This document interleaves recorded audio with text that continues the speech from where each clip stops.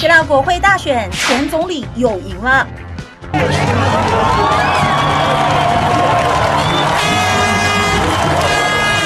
Δώσαμε μια σκληρή και δύσκολη μάχη και αισθάνομαι σήμερα δικαιωμένος, γιατί ο ελληνικός λαός έδωσε μια καθαρή εντολή να συνεχίσουμε να παλεύουμε και μέσα και έξω από τη χώρα。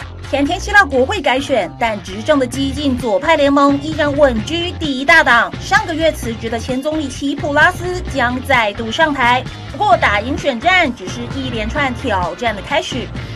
There is a lot of work ahead and no time to lose. Τώρα μένει να είναι μια δεύτερη ευκαιρία που του δίνεται, πρέπει το πρόγραμμά του να το κάνει πράξη πλέον.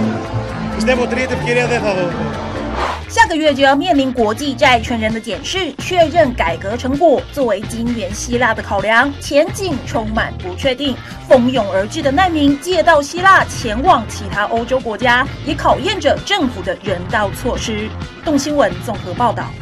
他们都是苹果日报的爆料公民，你还在等什么？每月2则爆料被采用，月领2万，每周点阅数最高再送奖金5万元。现在就加入苹果爆料公民行列。